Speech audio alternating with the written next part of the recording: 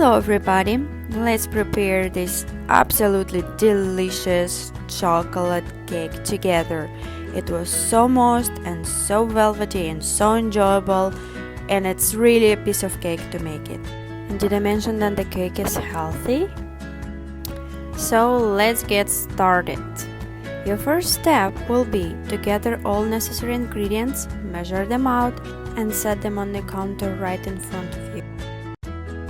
You can find all necessary measurements in the description to this video. Step 2 is very important. We need to prepare our baking pans. When the batter is ready, it's gonna need to go in the oven right away. That's why it is important to make the baking pans available. Simply trace your baking pans on top of parchment or baking paper with a marker or pencil. Cut the rounds out and cut a little bit smaller one so you don't include that marker part in your food. Place the rounds inside your baking pans, and then we're gonna drop some oil right now. We need the drops of oil so the cake doesn't stick. We're gonna spread them out. Make sure you cover the paper itself and the sides of your baking pans very well.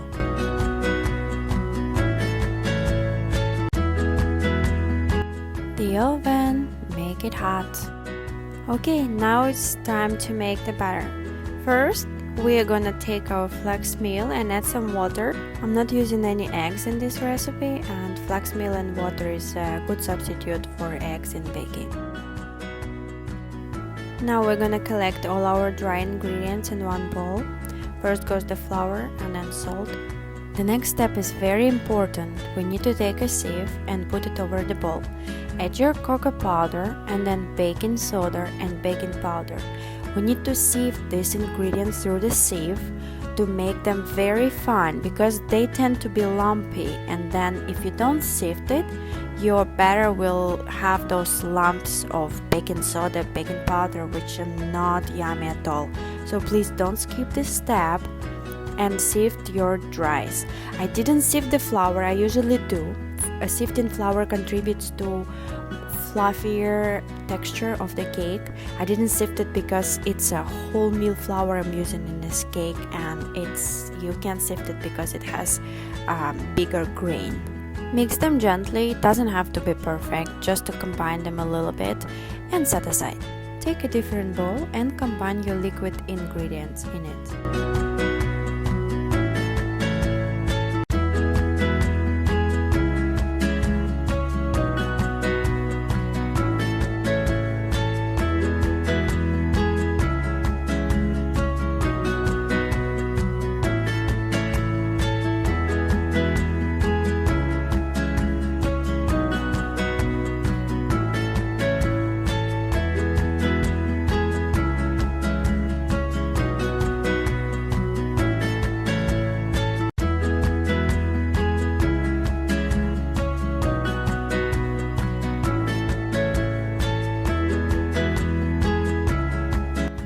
Now mix everything gently. It doesn't have to be perfect, and it won't be because your milk and olive oil won't mix together. They are not best friends, so just do your best here.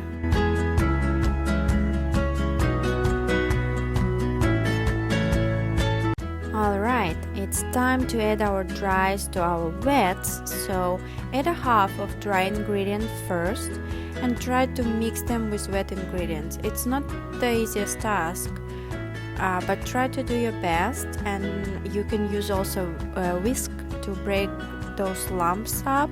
So mix to the point where you cannot see any more flour and dry ingredients. Everything should be incorporated. Also, don't forget to scrape the sides of the bowl because all that flour which stays there will eventually end up in your cake. So incorporate that flour too in your batter.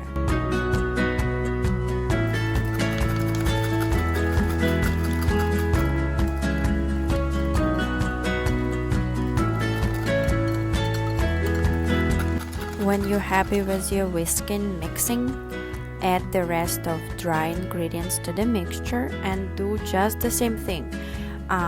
This time it's going to be harder because the batter gets thicker. You added more flour. Try to do your best with a whisk first, and then you have to switch to a spatula back.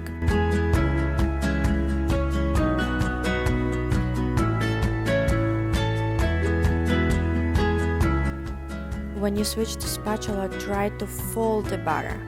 Folding technique means taking as much batter as you can with a spatula and folding it on top.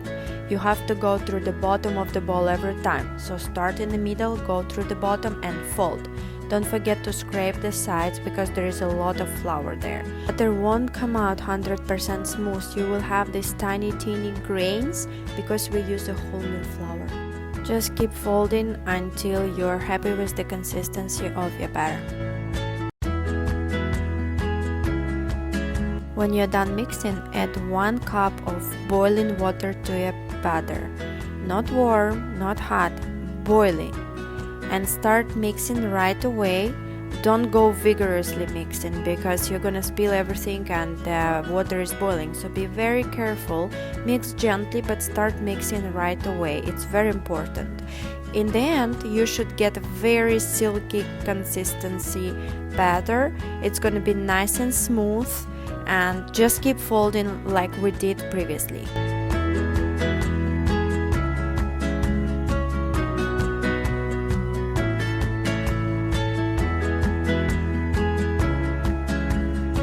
And then give it a nice stir to make sure everything nice, smooth and silky. That's what we want.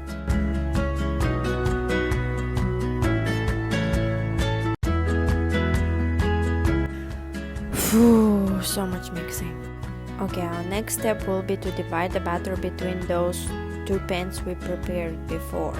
Just eyeball it, doesn't have to be perfect. Those will be 2 parts of your cake, basically the top and the bottom. Just divide, pour a little bit here, a little bit there, so you don't end up pouring almost all your butter in one pan. Just play with it.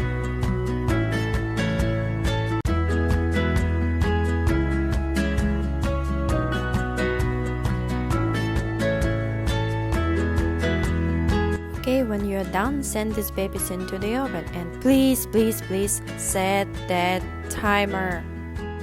Alright, our next step will be to prepare garnish.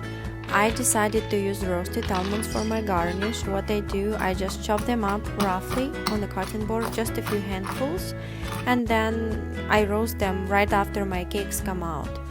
But really you don't have to do that. You can use your own garnish. It can be fruit, it can be coconut shavings, any seeds, any nuts, or just no garnish. Really, chocolate cake is chocolate cake.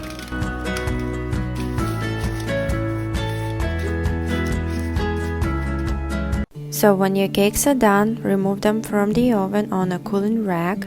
They will form cracks. That's what we want. That's good. Now watch what I do with the plate. We need to flip them and to remove the paper which we put in the bottom. So flip them. Be careful. You can use gloves. My pans cool quickly. You see how hot the cakes are? And flip them back. Cover with the plate and flip them back. Be very careful not to drop your cake. Okay, and one more time. Watch one more time. I flip, remove the pan, remove the paper, and flip back.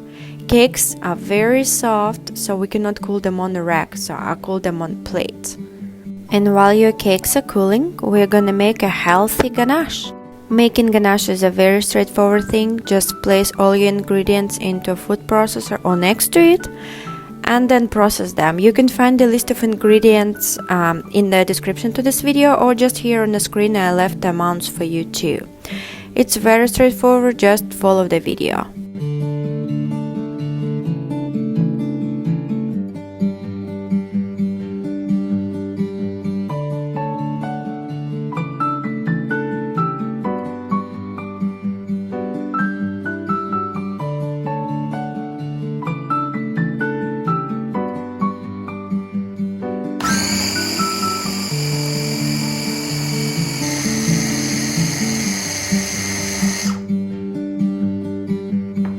The ganache comes out so thick and creamy and yummy, just hard to resist it really. Our next step is a fun one, is to garnish the cake. So we have the cakes ready, they're cooled to two sides of the cakes, and then your ganache. Spread 1/3 of the ganache on the cake and smooth it out. It doesn't have to be perfect, it will be inside, in between two layers. Spread them out, but very important thing is to cover the edges so everything is nice and uniform.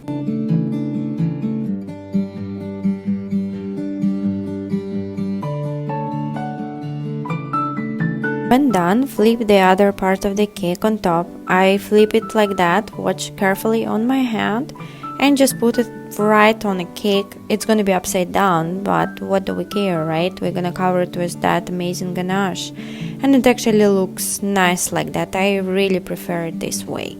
Put half of the remaining ganache on top and spread it out nicely.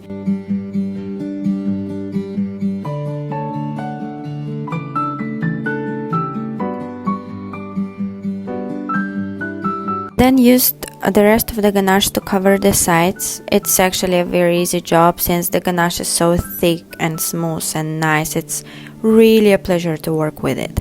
Cover the sides and try to smooth everything out as much as you can. It's not gonna come out perfect, but we got our garnish on the way.